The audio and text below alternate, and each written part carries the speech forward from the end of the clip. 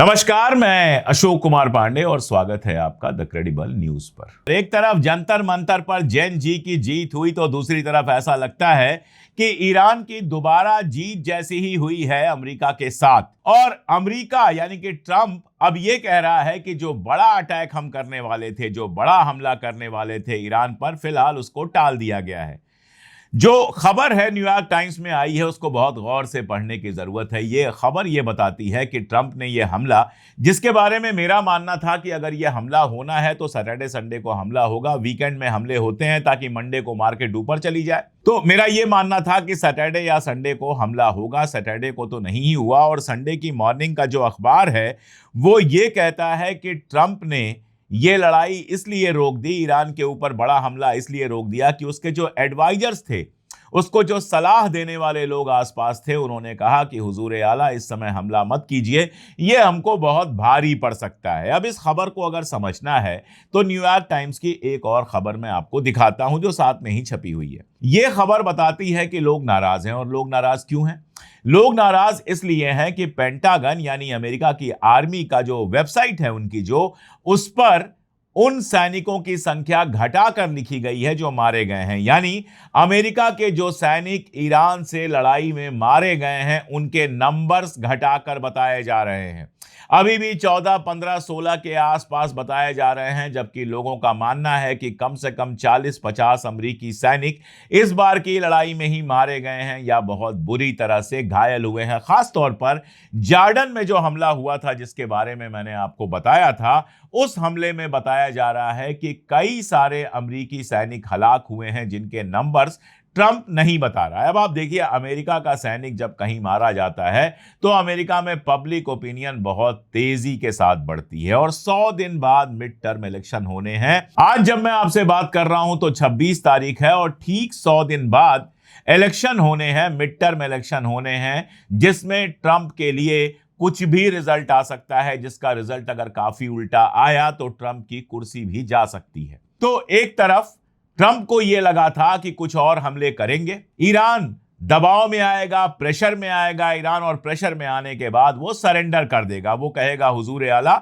आप जो कहेंगे सब मंजूर, लाइए कौन सा कागज है, कहां पर साइन करना है, और खटाखट साइन कर देगा।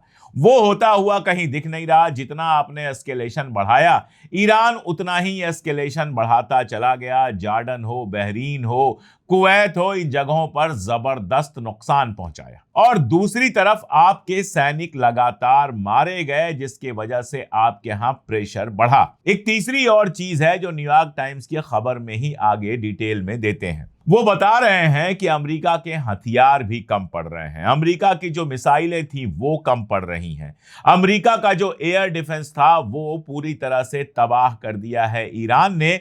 इसलिए आगे लड़ाई चलाना उनके लिए बहुत मुश्किल है। अगर ईरान की बात करें, नुकसान ईरान में भी हुआ है। मसलन आप देख सकते हैं स्क्रीन पर कि ईरान का जो स्पेस रिसर्च सेंटर है उसको कितना ज्यादा नुकसान पहुंचा है, लेकिन उसके बावजूद यह कहना गलत होगा कि वहां की लाइफ डिस्टर्ब हो गई है। जो तस्वीरें आ रही हैं और अमेरिकी अखबारों में आ रही हैं वो बता रही हैं कि नॉर्मल लाइफ चल रही है। ये वाली तस्वीर आप देखिए, इसमें बाजार में लड़कियां आपको टोट बैग बेचती हुई दिख जाएंगी और सबसे बड़ी बात कि ये लड़कियां हिजाब में नहीं हैं, ये लड़कियां बिल्कुल नॉर्मल ड्रेस में हैं। ये आपको वहां पर टोट बैग बेचती हुई दिख रही हैं और ऐसे बहुत सारे सीन दिख रहे हैं। तो नुकसान हुआ है ईरान में, लेकिन उतना नहीं हुआ है जितना अमेरिका की उम्मीद थी। और आगे बढ़ने से पहले एक छोटी सी अपील कि भाई ये क्या बात है कि मैं हर बार देखता हूं 70% देखने वालों ने सब्सक्राइब नहीं किया हुआ है और लगातार वीडियोस देख रहे हैं। क्या दिक्कत है? सब्सक्राइब कर लीजिए, हमें थोड़ी हिम्मत मिलेगी तो हम और ताकत से बात करेंगे ना। कर लीजिए सब्सक्राइब। अब ईरान ने जो दावा किया है, आईआरजीसी के जो प्रवक्ता हैं, स्पोक्स पर्सन हैं ब्रिगेडियर जनरल मोहसिन मोहबी,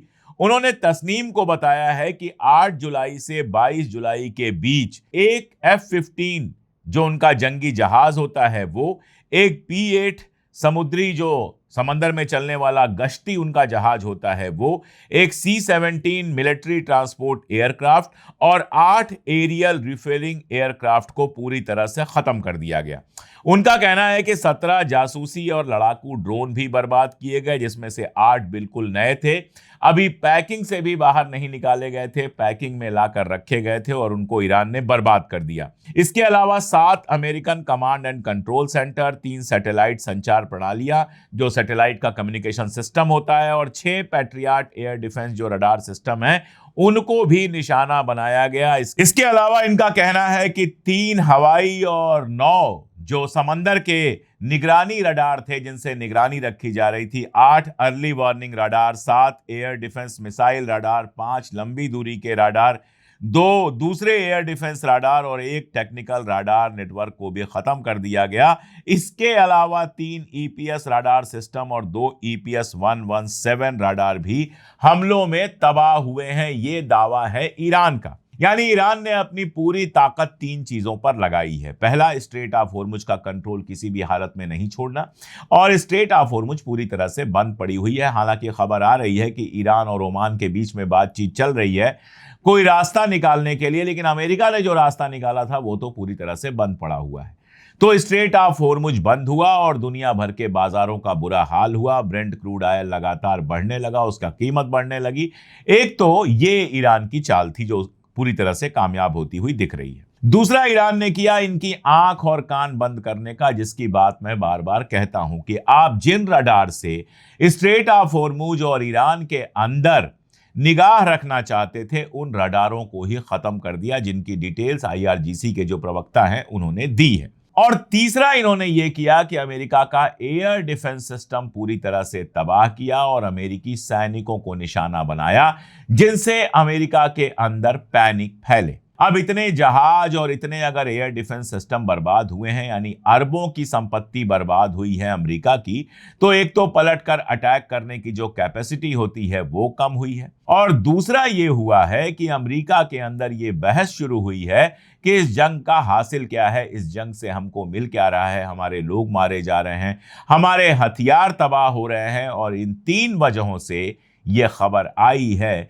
कि ट्रंप ने फिलहाल हमले रोक दिए हैं, और ट्रंप ने हमले रोक दिए हैं तो ईरान ने भी हमले रोक दिए हैं। अब इजराइल से 2 खबरें हैं, वो भी मैं आपसे शेयर करना चाहूंगा। पहली खबर तो ये है, जो एक वहां का अखबार है जेरूसलम पोस्ट, जिसके बारे में बताया मैंने आपको कई बार बताया है कि शुरुआत तो इसकी फलस्तीनियों ने की थी, लेकिन इन लोगों ने कब्जा कर लिया, और इस समय वहां का दैनिक जागरण है, सबसे बड़ा गोदी मीडिया है। तो जेरूसलम पोस्ट ये कहता है कि अमेरिका और इजराइल को अरब मुल्कों की मदद करनी चाहिए। इसका मानी क्या है? इसका मानी यह है कि इससे पहले कि अरब मुल्क ईरान के पास जाएं, और कई अरब मुल्क गए हैं। आप देखिए, कतर पर कोई खास अटैक नहीं हुआ, ओमान पर कोई खास अटैक नहीं हुआ, सऊदी अरबिया पर कोई खास अटैक नहीं हुआ। हालांकि सऊदी अरबिया और हूथी का अलग किस्सा चल रहा है, उस पर आगे बात करूंगा, लेकिन ईरान ने सऊदी अरबिया के ऊपर कोई अटैक नहीं किया है। तो इन मुल्कों ने ईरान के साथ अंदर अंदर समझौता किया है। इस बार तो UAE पर भी बहुत कम अटैक हुआ, अगर आप कंपेयर करें बहरीन, कुवैत और बाकी मुल्कों से। तो ये ना हो पाए, ये मुल्क ईरान के साथ समझौता ना करें, इसलिए अमेरिका और इजराइल को इनको और ज्यादा सहायता देनी चाहिए और ज्यादा मदद करनी चाहिए। इन मुल्कों के समझ में आ गया है कि अमेरिका और इजराइल अपने अलावा किसी की मदद नहीं करते, और उनकी मदद एकदम काम नहीं आई जब ईरान ने अटैक करना शुरू किया। तो ये कह रहा है जेरूसलम पोस्ट, और TOI कह रहा है, टाइम्स ऑफ इजराइल कह रहा है कि फिलहाल तो ट्रंप रुक गया है, लेकिन ऐसा लगता है कि जल्दी ही will be forced to escalate, यानी वो मजबूरी में एस्केलेट करेगा। उसके पास कोई और रास्ता नहीं रह जाएगा जंग को और बढ़ाने के अलावा। तो जंग और बढ़े कौन चाहता है? इजराइल। और बहाने हजार किए गए हैं कि ईरान मानेगा नहीं, फलां ढिमका, लेकिन अभी तक का तो सच यही है कि समझौते ईरान ने माने, अमेरिका ने तोड़े। तो अगर जंग रुकनी है तो अमेरिका को वो समझौते मानने पड़ेंगे, कम से कम स्ट्रेट ऑफ होर्मुज पे मानने पड़ेंगे, कम से कम मुआवजे पे मानने पड़ेंगे, ये सारा कुछ है। लेकिन ये उकसावे की लैंग्वेज होती है, जिसमें उकसाया जा रहा है कि ट्रंप लड़ेगा, चिंता मत कीजिए, लड़ाई और बढ़ेगी, क्योंकि इजराइल ऐसा चाहता है, क्योंकि नेतन्याहू ऐसा चाहता है। हालांकि नेतन्याहू थोड़ा परेशान भी है। वेस्ट बैंक में जिस तरह से लगातार बवाल चल रहा है, कई इजरायली मारे गए हैं, बदले में कई सारी मस्जिदें जला दी गई हैं, ये सारा कुछ वहां पर चल रहा है। और मैंने आपको बताया था कि उसकी जो पॉपुलैरिटी है, उसके लिकुड पार्टी की जो पॉपुलैरिटी है, वो गड्ढे में चली गई है, तो परेशान तो वो है। इसलिए मुझे यह भी समझ में आता है कि अगर जंग को रोका है ट्रंप ने, तो शायद उसकी एक वजह यह होगी कि इजराइल इस जंग में शामिल होने को तैयार नहीं हुआ। इस बात को समझिए, यह बेहद मजेदार बात है। आपने देखा, आपको मैंने बताया था और लगातार खबरें आ रही थी कि ट्रंप और उसके लोगों ने कहा कि अब इजराइल को भी इस जंग में शामिल होना होगा। मुझे याद आई 12 रोजा जंग, जब इजराइल रो रहा था कि अब अमेरिका को इस जंग में शामिल होना होगा। बिना अमेरिका के इजराइल ईरान से नहीं लड़ पा रहा था। और इस बार ट्रंप कह रहा था कि इजराइल को इस जंग में शामिल होना पड़ेगा, और स्मोट्रिच कह रहा था कि हमें इस जंग में शामिल होने में कोई इंटरेस्ट नहीं है। रीजन क्या है? ट्रंप अकेले लड़ नहीं पा रहा था। वो चाह रहा था कि इजराइल को जो इतना मालो असबाब हमने दिया है, इतना हथियार दिया है, वो भी तो उसका इस्तेमाल करे। वो बचा के रख रहा है। और इजराइल को यह लग रहा था, नेतन्याहू को यह लग रहा है लगातार, कि अगर जंग में हम शामिल होते हैं और तेल अवीव के ऊपर फिर से मिसाइलें गिरना शुरू होती हैं, हाइफा के ऊपर फिर से मिसाइलें गिरना शुरू होती हैं, तो जो इलेक्शन होने वाला है इस साल के आखिरी महीने में, उसमें नेतन्याहू के जीतने की उम्मीद तो खत्म ही हो जाएगी। इजराइल के अंदर एक नए तरीके के बवाल के पैदा होने की भी उम्मीद है। आपको याद होगा, पिछली बार जब जंग चल रही थी तो हजारों लोग तेल अवीव और हाइफा और दूसरे शहरों के सड़कों पर उतरकर नेतन्याहू से डिमांड कर रहे थे कि जंग रोको। तो इजराइल के लोग इस बात में तो बड़े खुश होते हैं कि गाजा में जो है वहां बम गिरा के मार दो, लेबनान में बम गिरा के मार दो, लेकिन जब अपने ऊपर बम गिरता है तो उनसे बर्दाश्त नहीं होता है।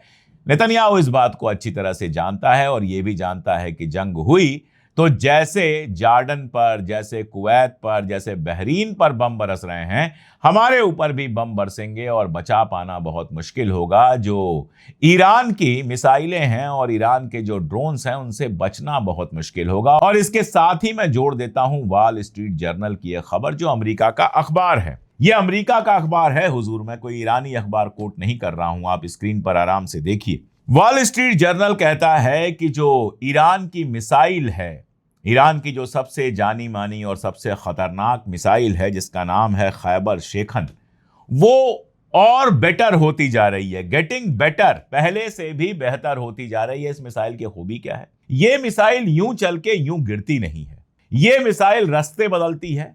इस मिसाइल को जो एयर डिफेंस सिस्टम है उससे बचने के लिए खास तौर पर बनाया गया है। अमेरिका के जो एयर डिफेंस सिस्टम है, पैट्रियट, थार्ड वगैरह, जो इजराइल के पास भी है, इजराइल के पास अपना कुछ नहीं है, सब कुछ बाहर से मांगा हुआ है।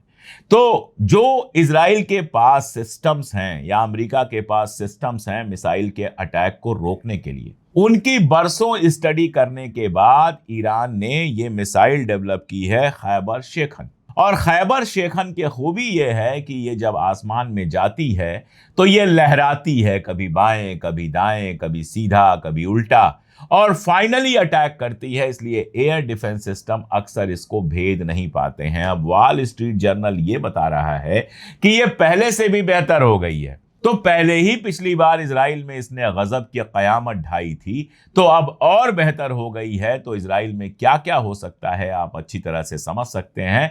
इसलिए नेतन्याहू ने अपने, अब क्या कहूं, मालिक कहूं, नौकर कहूं, एप्स्टीनी नौकर कहूं, ये सब आप तय कर लीजिए।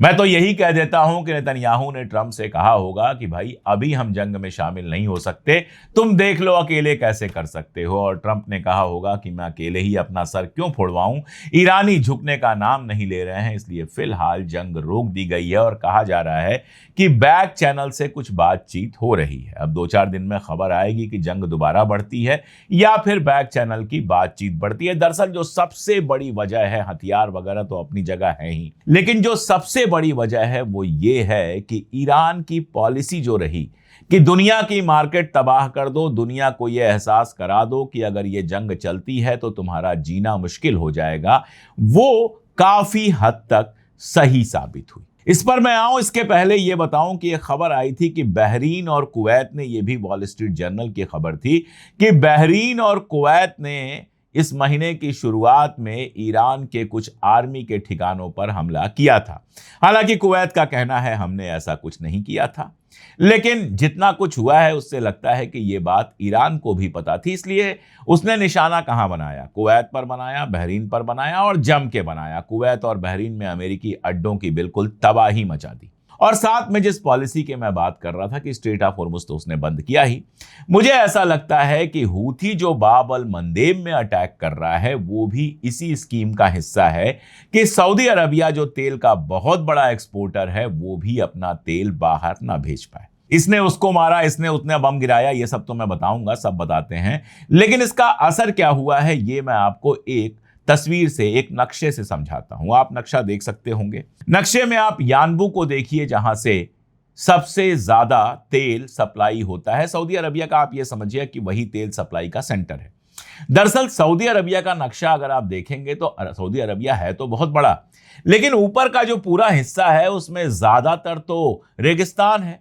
जो नीचे समंदर के किनारे किनारे पट्टी है वहीं सऊदी अरबिया में लोग रहते हैं और वहीं सारा कामकाज होता है। तो खैर, लौटते हैं उस पुराने नक्शे में। इसमें आपको दो लाइनें दिख रही होंगी, एक पीली लाइन दिख रही है और एक आपको हरी लाइन दिख रही है। अब जो आपको हरी यानी कि ग्रीन लाइन दिख रही है वो सऊदी अरबिया के तेल की जो सप्लाई होती थी उसका रास्ता था। ये लाइन क्या करती है? आप सीधे यानबू से निकलते हैं, बाब अल मंदेब जिस पे कोई फीस नहीं है उसको आप क्रॉस करते हैं और मान लीजिए चाइना जाना है तो आप उसको क्रॉस करके सीधे चाइना पहुंच सकते हैं, इंडिया पहुंच सकते हैं, कहीं भी पहुंच सकते हैं। और ये एक ऐसा रास्ता है जो स्ट्रेट ऑफ हॉर्मुज से बेअसर रहता है। स्ट्रेट ऑफ हॉर्मुज इसमें कहीं नहीं पड़ता, यानी स्ट्रेट ऑफ हॉर्मुज के बंद होने के बावजूद बाब अल मंदेब खुले होने पर सऊदी अरबिया यानबू से अपना आयल आराम से भेज पा रहा था। जो हरी लाइन आपको दिख रही है उस हरी लाइन से सऊदी अरबिया का तेल आ पा रहा था। अब बाब अल मंदेब बंद होने से क्या हुआ?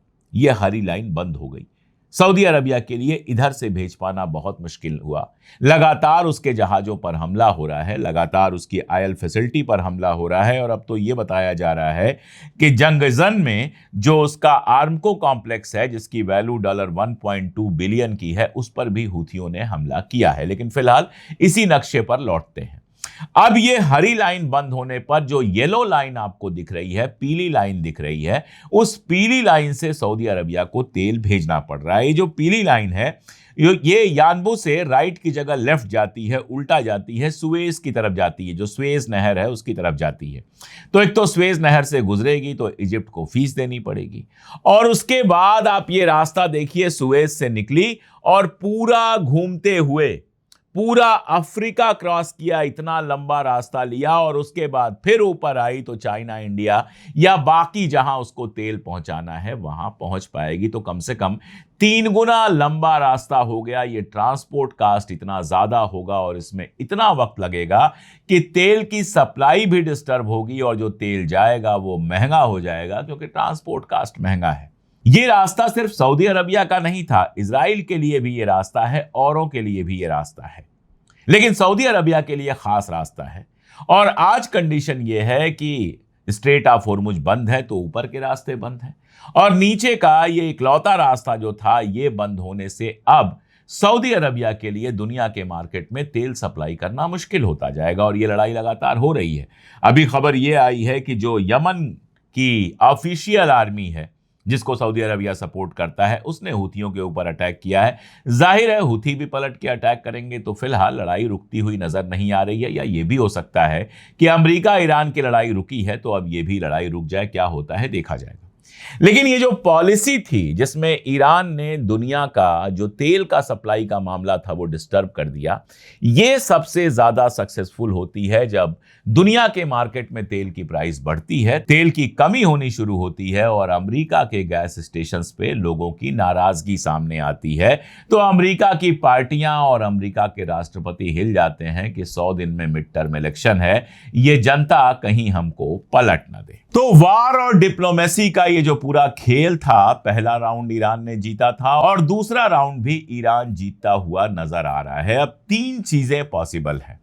या तो ये पॉसिबल है कि 2-4 दिन का ब्रेक लेकर ट्रंप फिर से बड़ा हमला करे अगर ऐसा होता है तो ईरान भी उतना ही बड़ा हमला करेगा और ये जंग लगातार बढ़ती जाएगी। और देखिए, जैसा मैं कह रहा था कि आलमी जंग में ये बदल सकती है। एक खबर कैस्पियन सी से आई है। कैस्पियन सी आप जानते हैं, वहां से ईरान रशिया को माल सप्लाई करता है। कहा जा रहा है कि ऐसे ही एक जहाज को यूक्रेन ने निशाना बनाया। यूक्रेन का कहना है कि हमने रशियन जहाज को निशाना बनाया है, लेकिन ईरान का कहना है कि हमारे जहाज को निशाना बनाया है। तो अब अगर यूक्रेन ईरान के जहाज को निशाना बनाता है तो कल को आपको यूक्रेन पर ईरानी अटैक की भी खबरें आ सकती हैं और जंग बड़ी हो सकती है। पहली चीज तो ये हो सकती है। दूसरी चीज ये हो सकती है कि स्ट्रेट ऑफ होर्मुज पर कोई समझौता हो जाए। ईरान और ओमान में बातचीत चल रही है और ईरान के सुपरविजन में स्ट्रेट ऑफ होर्मुज से जहाजें गुजरने लगें और एमओयू की बाकी शर्तों पर फिर से अमल होना शुरू हो जाए। और तीसरी बात यह हो सकती है कि इन सब का फायदा उठाकर इजराइल कोई बड़ा अटैक कर दे और यह जंग फिर से बड़ी हो जाए। पहली और तीसरी बात होती है तो तैयार रहिए कि इसकी लपटें पाकिस्तान, हिंदुस्तान, बांग्लादेश, नेपाल, हर देश तक पहुंचेंगी। दूसरी बात अगर होती है तो हम सब के लिए राहत की बात होगी। मैं तो चाहूंगा कि जैसे नौजवानों के सामने भारत की सरकार झुकी, और मैं जानता हूं कि पाकिस्तान के जो युवा हैं वो भी बहुत खुश होंगे। वहां बैठ के बेचारे रील बना रहे थे कि काश हम जंतर मंतर आ पाते। मैं तो कहता हूं कि भाई, जैसे तुम हो वैसे ही हम हैं। पता नहीं क्या सूझी कुछ लोगों को, तुम्हारे पुरखों को पता नहीं क्या सूझी कि अलग से पाकिस्तान मांग लिया। आज हम साथ होते तो क्या मजे होते। खैर, जो हो गया वो हो गया। तो एक तरफ जैसे ये जीत मिली है, वैसे ही मुझे ऐसा लगता है कि ईरान इस बार फिर अपनी ताकत दिखा चुका है, अपनी जीत हासिल कर चुका है। ट्रंप अपनी जिद में जितना कुछ करेंगे, अमेरिका और दुनिया को उतना ज्यादा नुकसान होगा। आगे जैसे जैसे जो होगा मैं लगातार अपडेट करता रहूंगा। आप जुड़े रहिए हमारे साथ, देखते रहिए हमारे वीडियो। चैनल को सब्सक्राइब कर लीजिए और अगर जो स्क्रीन पर आपको QR कोड दिख रहा है उसको स्कैन करके आप हमारे मेंबर बन सकते हैं, या फिर मेंबरशिप के लिए तो पिन कमेंट और डिस्क्रिप्शन में भी लिंक्स हैं, अगर उनको फॉलो कर सकते हैं तो वो हमारे लिए बड़ी ताकत बनेंगे।